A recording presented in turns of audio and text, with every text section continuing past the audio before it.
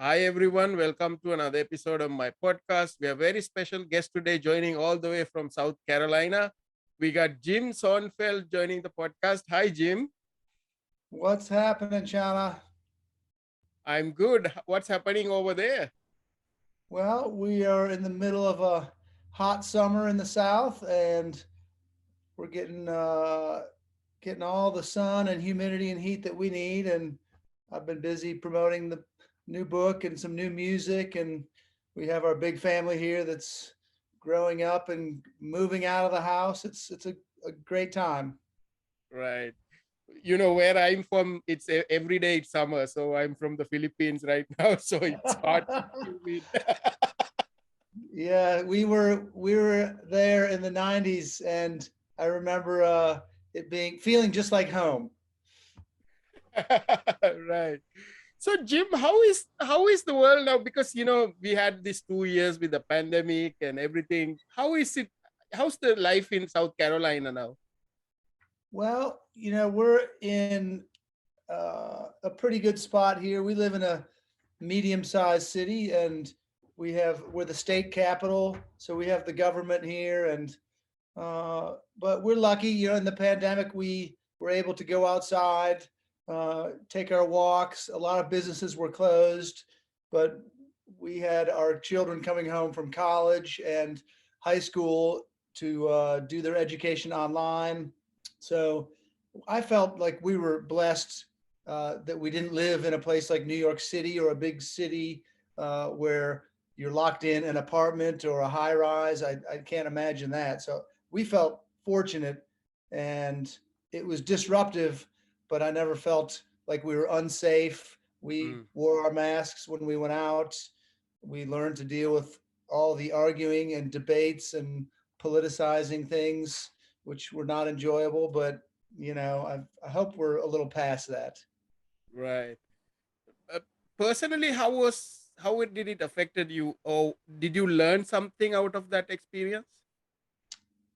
Yeah, I mean, unfortunately we saw much of our human nature exposed.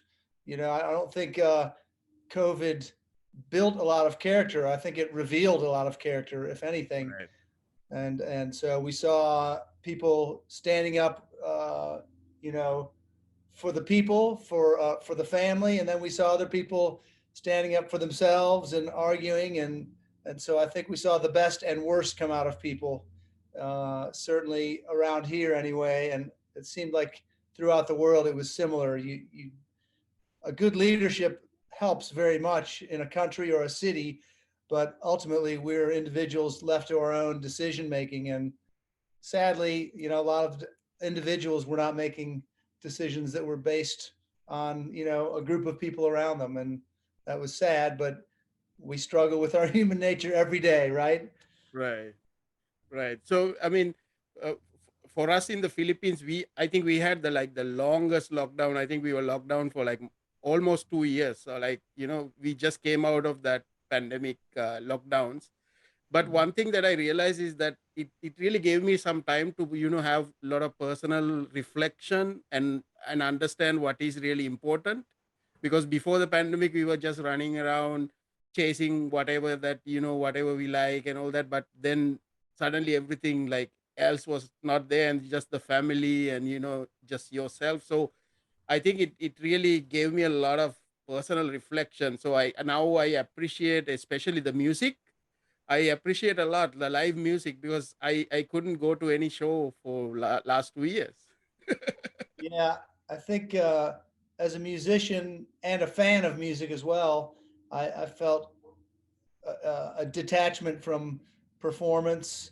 And I don't tour a lot myself, Mm, but I still miss getting in front of people. And thankfully, we have Facebook. We have some ways to interact musically, but it's not the same. It's never the same as in person. And I don't know. I there was definitely some time too for some self reflection. We stayed home, and we when you're forced into staying home and your family unit, depending on its size and the space around you, it can give you great reflection. And I read a lot. I, of course, wrote a lot as well, which became a book. But I had started that back in 2000, 17 and 18. So it gave me more time to do that, perhaps. Right. So Jim, before we talk about music, can you tell me a little bit about your childhood and what's your earliest memory of music? I had, we lived, I was part of a big family. We had two parents and five children, and we were sort of middle class, living mostly in suburban areas outside of big cities. And it was, you know, my parents loved music. My dad came from a little older age, probably influenced by like Elvis being the culture shaker of his era, and my mom 7 years younger. It was the Beatles that were the culture shakers. So they had a little bit different way of looking at music, but it allowed me to see that there were different eras of music and that they're important to acknowledge aging and ages. But my mom listened to what I thought was the cooler music, and they Right. both loved us. My dad worked hard. My mom also worked, but she was the main caretaker for us during for school and feeding and all that. But she had the cool music. She was listening to Led Zeppelin and Otis Redding and Marvin Gaye and Creedence Clearwater Revival, classic rock. My dad had some older tastes, Mm. but he liked some cool music too. He listened to Willie Nelson and he listened to Glenn Campbell, and he liked some of the modern stuff. And I it all influenced me. Nothing passed my ears without having some effect. And my first memory was we had a cereal box, so you could buy dried cereal filled with sugar and horrible things. But on the backside was a 45, a legit 45, and you could cut it out and put it on your record player. And it was this fictional TV show cartoon band called the Archies, and they had a famous song called "Sugar Sugar." Right. Oh, sugar, da na na na na na, and that was stuck in me. I thought that is catchy. It's cute. I was only 6 years old, probably, but I thought it caught my ear. It stuck in there, and it's probably why I write more pop music today, because I like that catchy simplicity. Right. So when you like got into music, I mean your parents' music influenced you, but when you got into music, like what sort of music were you listening, for example, as a teen or as a while growing up? I changed over as soon as I left a Christian school and got into the public school with a Right. larger group of kids and started experimenting with chemicals and liquids. I started suddenly it dove towards Ozzy Osbourne, AC/DC, Van Halen, Frank Right. Zappa, Yes, all sorts of more experimental, maybe drug influenced music. And I loved it. I loved feeling like I was out there on the edge. A lot of psychedelic 60s music was important to me then, the Doors, Jimi Hendrix. And I thought, ooh, this is cool. This is dangerous. I liked that allure of feeling like I'm rebelling a little bit. And so I became a little defiant in those teen years. But I'll say at the same time, I still really loved pop music. I could listen to, the ballads of Barry Manilow and bands like the Little River Band, lighter pop music. It still influenced me and had a place in my heart. So I was blessed that I had different styles that I could accept. I'd listen to Led Zeppelin and all this, but also I'm listening to, softer music at the same time. But I felt like I was a rebel. Right. So was the drums your first instrument, or you played other instruments before that? No, I was born into rhythm. So I was tippy tapping at an early age. I was the child that was annoying teachers and parents at the table because I couldn't stop that rhythm. And eventually I got a drum set, a nice little trap kit. I was 13 and took drum lessons for a few years to help give me a discipline, and that stayed my main instrument until I was at least 21 or 22, when someone started showing me the rudiments of guitar and of piano, and those became important instruments because I could write music and compose music. Right. So for the longest time, it was just beating things. So Jim, uh, I mean, everybody knows you as the drummer of Hootie and the Blowfish, right? And the guy who bought the song "Hold My Hand." That's what I read also from a lot of interviews as well. So tell me how did this Hootie, how did that happen? How did you guys met? Tell me a little bit about that story.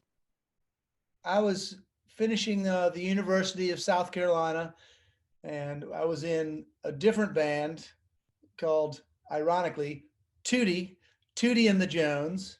Right. And it was a popular trend, I guess, weird band names in 1980 something. And we were playing mainly cover music, classic rock and new rock. And I loved it. I drummed, I sang some background and lead, and I was dabbling in guitar.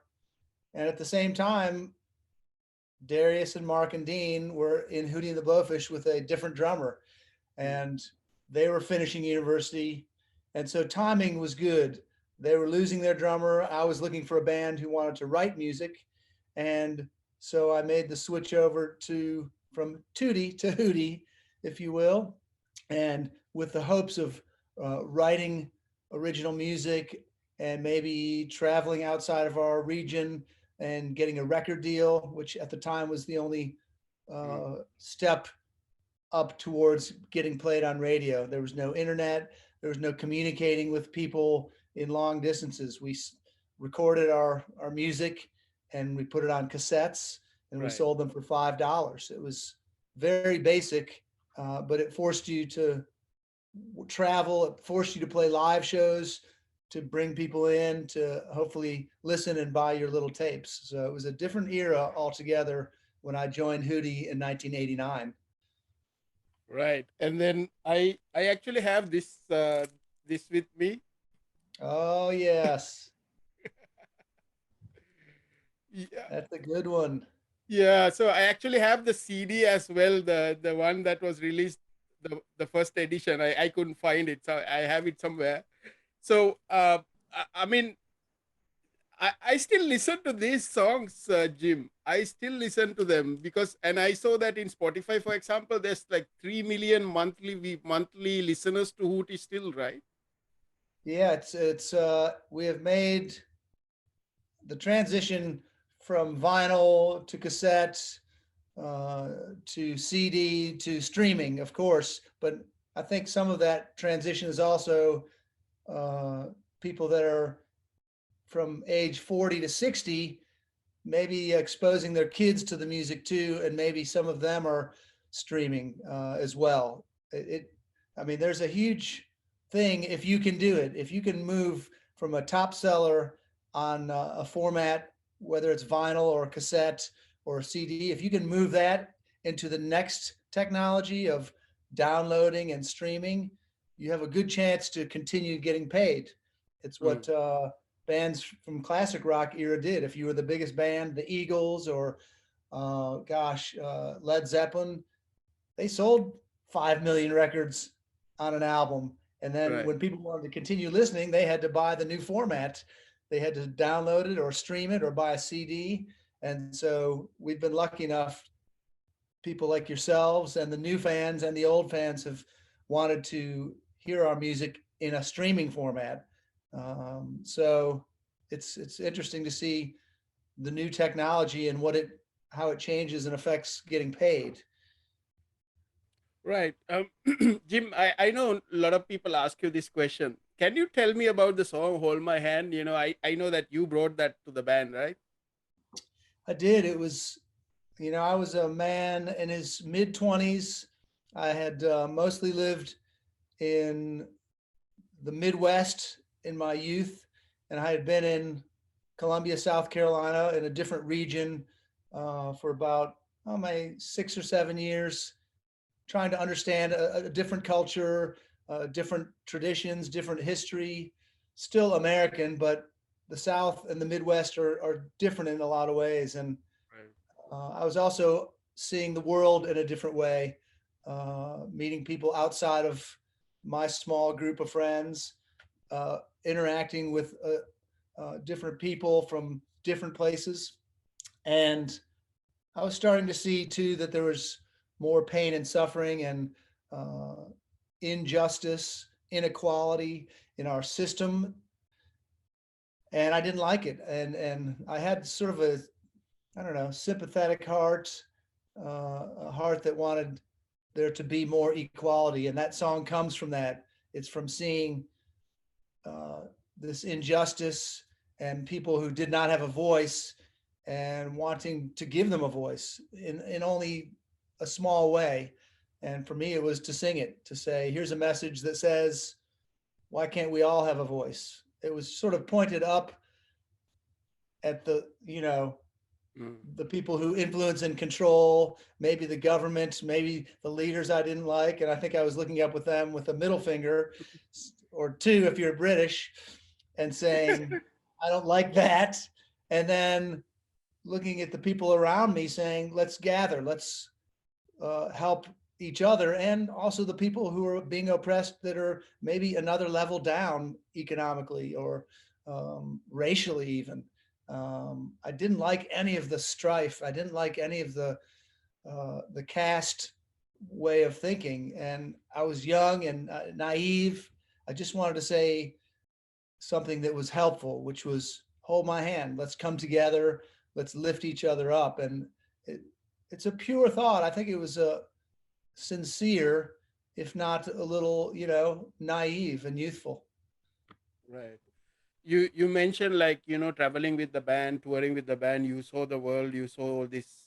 You know, what's bad about the world as well, or the negative aspect of it. But was there any positive things that you saw when you're traveling the world? I knew there was goodness. Yeah, certainly. I saw people around me growing up. My parents were part of that. Getting involved with soccer, I saw possibilities. Mm. I saw people that were of different color, brown, black. Uh, I saw people from different countries of the world, uh, because and soccer inspired me in that way. Is that in my little more white community in the suburbs of Chicago, I suddenly saw Germans, Middle Eastern folks, people from Australia, people from Britain, uh, Asians, Japanese coming together on the soccer field. And I thought, Mm. wow, why can't the world be like this? And I think that was truly my first inspiration, to think that there is goodness and we shouldn't have all these lanes and dividing lines and walls. We should have more interaction. And I think I give a lot of credence to football, soccer for doing that to me because it showed me that we can come together. Right. Jim, I want to ask you, you have a solo song called I See Heaven on Earth. So I see that, in a way, that perspective is what that song is about. Like, you see goodness in the world. You see the same way, like, what I see is also, like, whenever meet someone, I don't judge them, because I see that, there's goodness in everybody, right? Like, everybody's going through their own struggles, but, and I think we shouldn't be like quick to judge, and we should try to see the goodness in everyone, right? So I really love that song, I See Heaven on Earth. And there was a line on that song. You're saying that you don't have to be a hippie to believe in peace. It really, like, hits me on that. Well, I'll confess that as a songwriter, I'm always influenced by other people's messages. That's why I write. And Mm. through the years, even Darius, our lead singer, uses lyrics or ideas that come from others. We all Right. are borrowing old ideas. And I heard that idea in another artist's song, and it was I'm not sure if you have heard this guy. He started making music in the late '70s, early '80s, named Joe Jackson, and he Right. had some sort of rock hits, and and then he did some stuff with horn sections.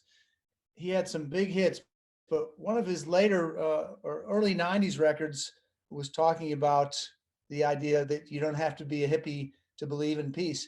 And I honestly tried to find Joe Jackson and his publishing people to say, hey, I want to make sure I can use this line that I have somewhat borrowed Mm. from Joe Jackson, but we couldn't find anybody. No one would respond. And even the line that precedes it, the walls are coming down from the west to the east, was from a Joe Jackson song. Maybe he didn't make it up. Maybe he borrowed it too. But the idea is that's an old thought that love comes from the hippie movement, you know? Mm. And I always, since I grew up and was born in the 60s, I appreciated that image of that love used to be viewed as this hippie thing, and peace, love, and understanding.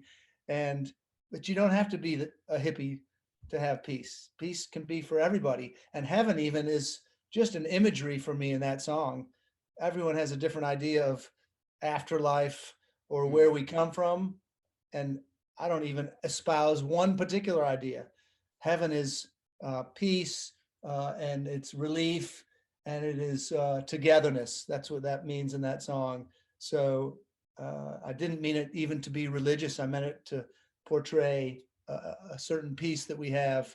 And that's funny you picked that out, because it's a meaningful line to me. Because if we don't see, if we don't go out of our way to understand that there is goodness, how easy is it to drown in evil and to get consumed by the bad news and thinking that maybe we disagree on one level and that means we can't get along. No, we can Right. disagree on a lot of things and still have love and peace between us.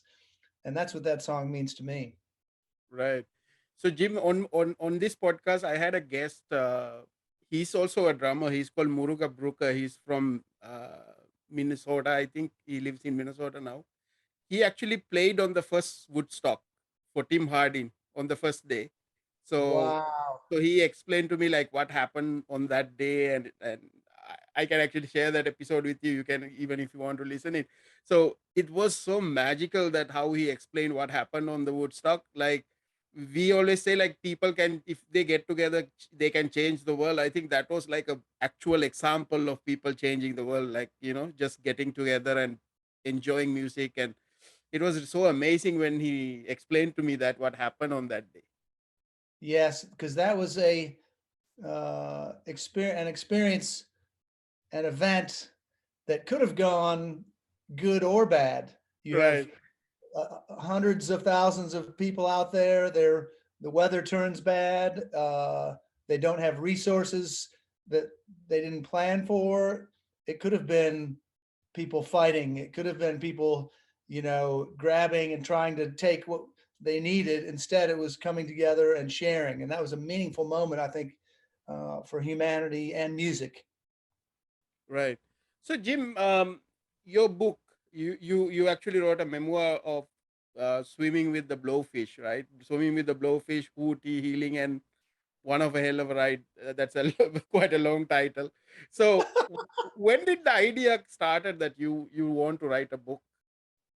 I found a journal that I had written when we flew to Los Angeles as a band in 1994 to Mm. record the album that would become Cracked Review. So we had been performing in the East for 4 or 5 years. We got signed to a record deal. This was a big moment for us.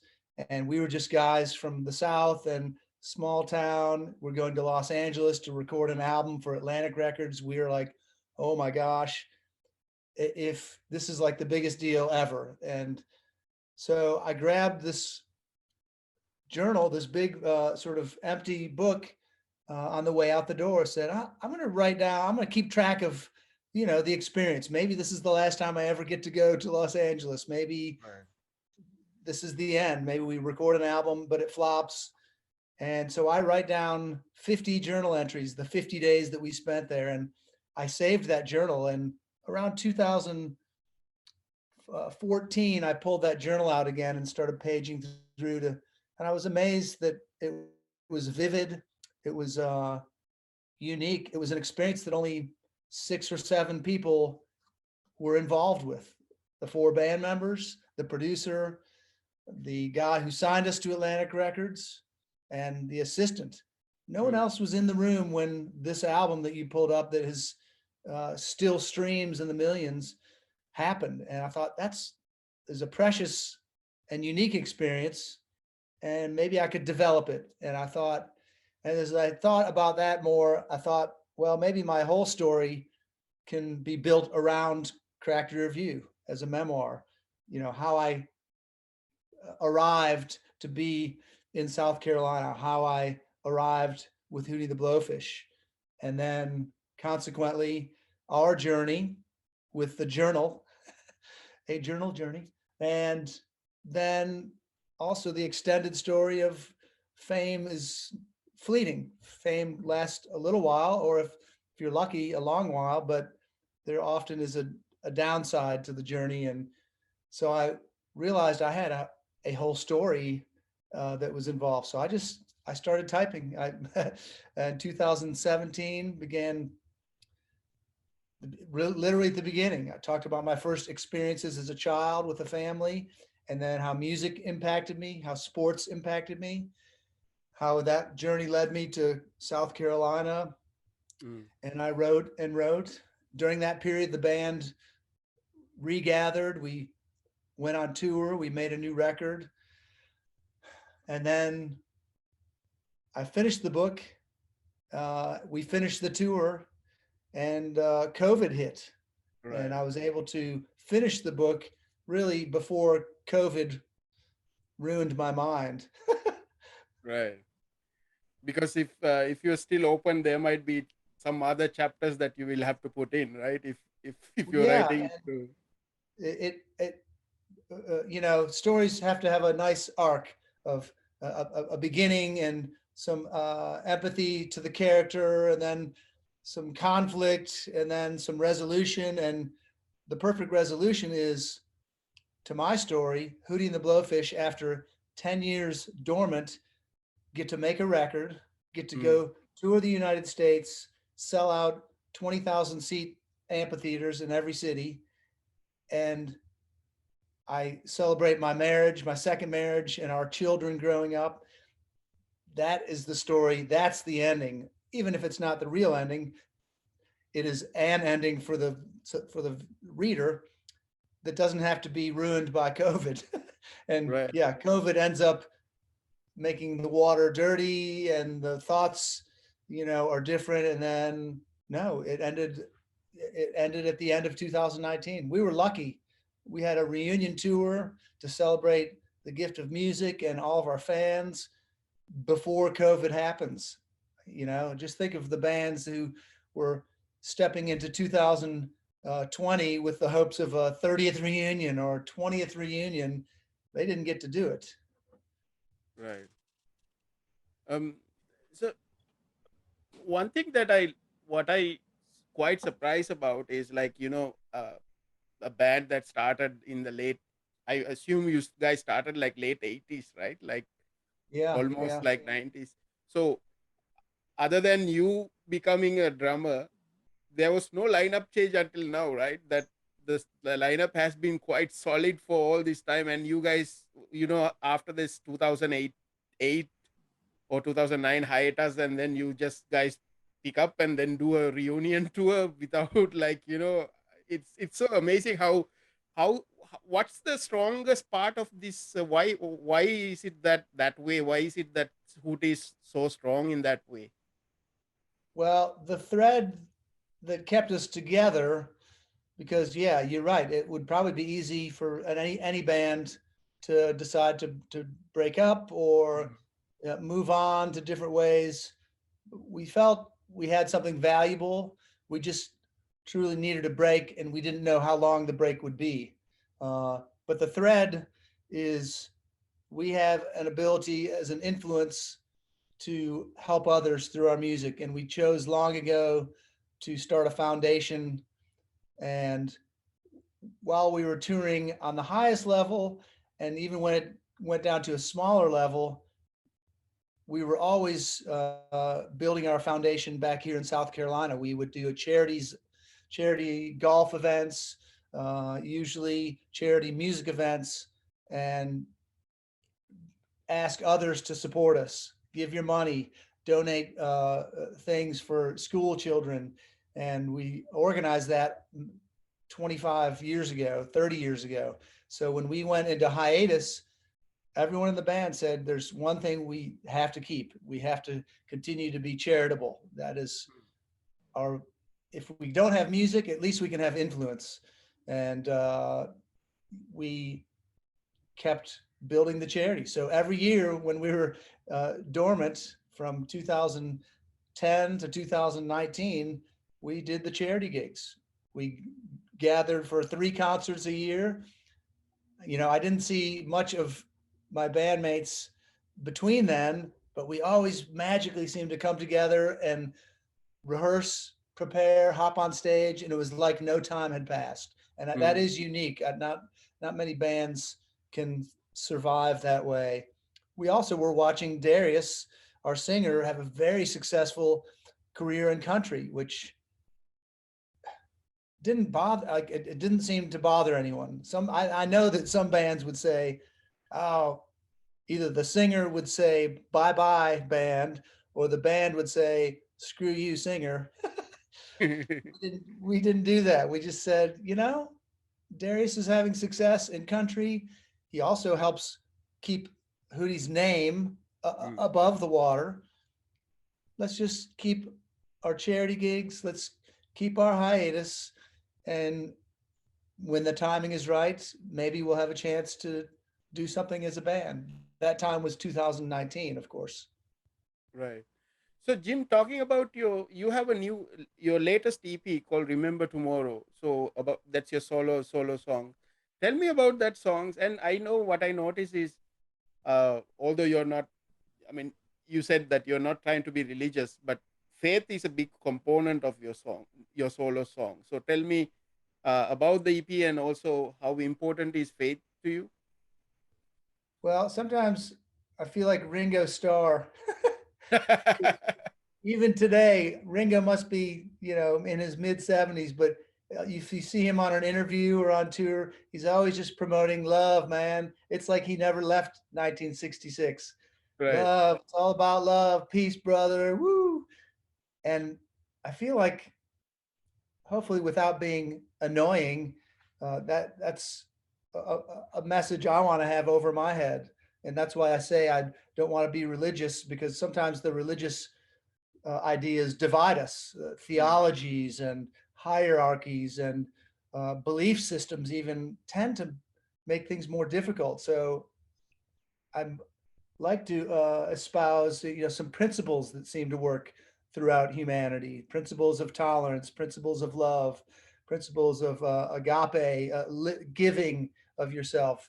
And certainly there is Jesus Christ as a figure in a lot of my music, because I have a trust that he lived out those principles regardless of who you think Jesus was. And it doesn't bother me who you think he was. He's an influence for me, Mm. a positive influence. So I continue to be drawn to write about this. Even Hold My Hand was written in a period where I didn't have religious influence or beliefs. I wasn't going to a Christian church. I didn't Mm. care at all. But I did believe that love works as a principle. And I've continued to write and try and sell that idea in more interesting ways. There's romantic love, there's empathy, sympathy, charitable giving, all sorts of love. Uh, and so the new record, Remember Tomorrow, to me is about remembering that what I do today, the most important thing being how I love, an action, not a thought, words and action. How I love today is going to a large degree, determine my tomorrow. It's going to influence it. So my title, Remember Tomorrow, is when I'm interacting with Channa or the postman or my wife or children or anyone today, how I treat them, and how I live affects what happens tomorrow. Reaping and sowing, right? Mm. Right. Right. So that's the songs that I write. My focus single now, and we're going to put a video out, is called "A Little Revival," and it's a song that is I didn't even write myself, but it was so impactful in its meaning that I wanted to include it on the CD, and we made a nice video with imagery with the same idea. You never know who your message or where your love can come from. So often someone that you don't expect. And that's what that song is about for me. Right. So, Jim, how is the book? I mean, you released it. So, how is the response to the book? I've only heard positive responses. Luckily, I can't find any bad ones. Maybe the bad writers have not come out of the woodworks yet. Mostly bad, reviews and critics only come out when you do something very popular. Cracked Right. Review is an example. No one wrote anything bad about it until it sold 4 million copies, and then someone decided they needed to take us down. So the book is being favored. I have a lot of friends from different communities, maybe the football, soccer community, the recovery addiction community, which I talk about, Mm. some from a religious faith community, and others just from my family Hootie life, because it's written in different time periods. And it's good. I try and speak plainly. I try not to be too flowery and paint pictures that are um, hard to understand. So I think people like that. It's a easy reading.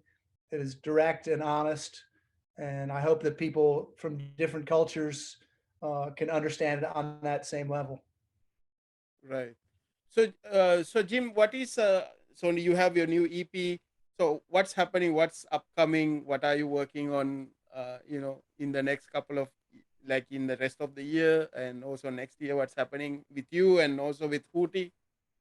Uh, I'm in a new bit of a journey because with a book and some music, I can try and find some audiences that are new to me that Mm.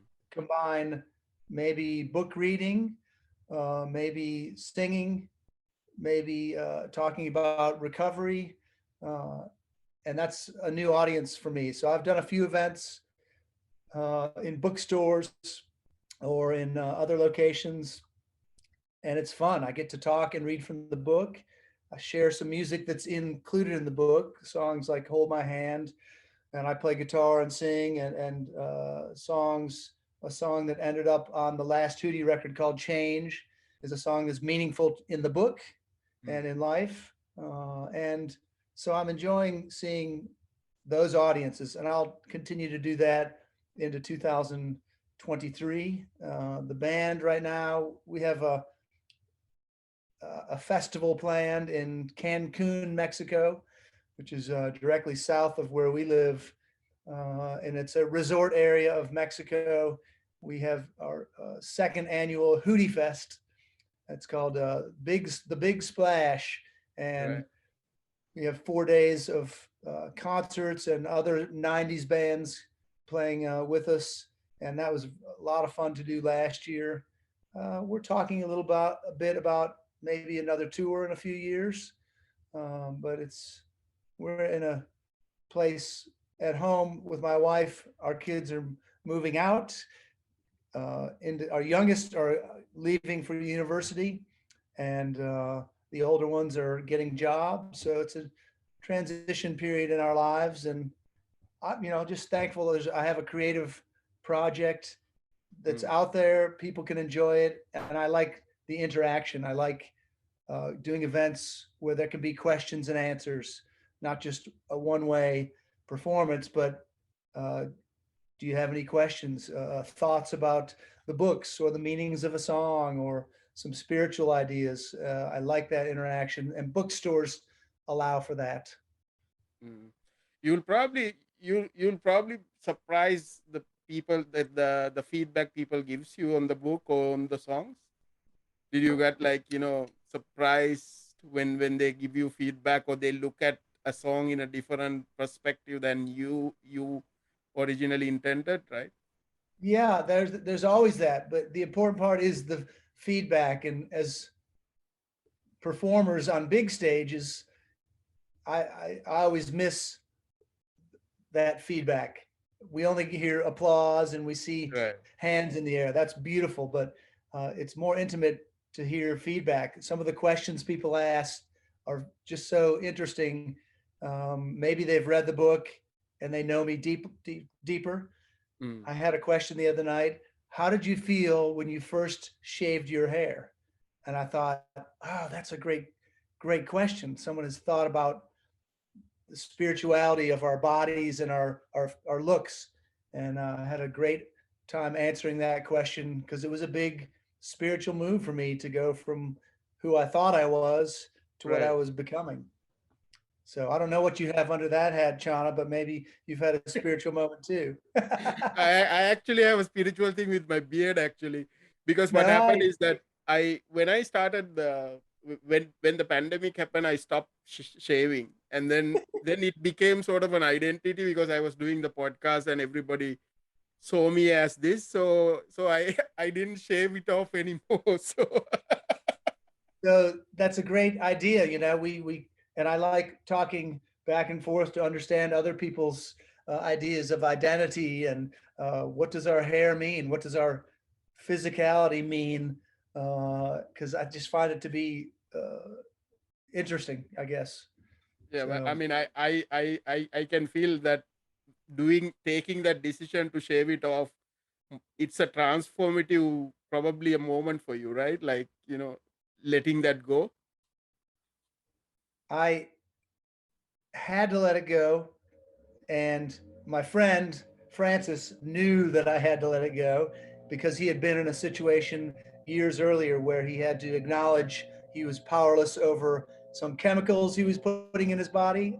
He knew I was Mm, at that same place of transition, and he knew that I was attached to something physical. And if I could let go of it, because I had had that image, from 1990 to I guess when I shaved my head, it was 2006 or so. 15 years of this image. He mm, knew I needed to let something go, right, and because he had experienced it, and he was right. He honestly, but we all go through different things. Growing the hair can also be a spiritual experience.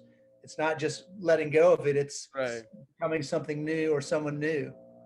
right. So Jim, what's your message to the viewers of this video and people who's going to listen to this podcast? I think the message is it's never too late to become someone new or to let go of some things in the past. And through my book, I like to show people that what that journey can look like. I was 40 years old when I began having a real ideas that something needs to change. And but I see brave and courageous people at age 16 doing things in their lives that are authentic, and they need to make change, to tell people, hey, I'm something different than you thought. So I see people in their sexuality and in their family life, and it's just beautiful to see people becoming more aware of their authentic selves. And I was a slow learner in that category, and I was hanging on to things too long. And yeah, just go for it. Be who you are. And also about musical expression. People ask all the time, how did you become famous or whatever? And we became famous because we didn't care about being famous. We cared about making a musical statement and communicating in that way. And so we did that first, and after 5 years, someone took notice, and they decided maybe we could be on the radio, and things changed from there. Right. Jim, anybody you want to shout out to? I want to say hi to all our fans down in the Philippines because we've been in that region of the world. We've had some great celebrations with music, with Hootie and the Blowfish. back in the 90s, and we always loved it. I just so love the different culture and learning different traditions and different religious ideas. I always, and seeing the new different football shirts and cricket shirts and whatever the sport of the country was, basketball. So I want to say hi to all the Hootie fans from that part of the world, because we haven't forgot you. We just haven't made it back there yet. Right. So, Jim, tell everybody how they can follow you on social media and how they can get your book. We, my main connection with people throughout the world has been through my social media, my Facebook page. Ask to be my friend, and I'll try and follow you back. Instagram and Twitter. I like to put out videos that are inspirational. I'd love to hear your thoughts about how you like the videos and the images that go along with the music. Of course, you can stream my music. All my Jim Sonefeld music is available throughout all the streaming platforms. And I just love to connect. I love the feedback and to hear why certain music is inspiring you, or if there's questions about lyrics, or why I shave my head, or should I grow a beard like Channa. I need these messages. Right. So, Jim, I really want to thank you because I reach out to you on Facebook and you actually reply to me, and then we are doing this discussion, and I really enjoyed talking to you. And as a Hootie Blowfish fan from 1994, so I really, it's a pleasure to have you on my podcast, and I'm looking forward to reading your book. And all the best with all your projects and all your future music. I really appreciate the time, and the book is available on audio as well for anyone who likes to just listen. And I recorded the voice myself, so you're Wow. actually listening to me, so it won't sound too strange. Yeah, I would love to see you buying the book. You can buy it through the UK, which is through Omnibus Press, a different press company. In the States, it's under Diversion Books, and it's Audible Books who has the audio portion of it. So I think you can buy the audio worldwide. I don't think there's any Mm, special thing you have to do. The internet keeps us all together, right, ma'am? right. So, Jim, thanks again for joining, and have a great day ahead. Bless you, man. Thank you.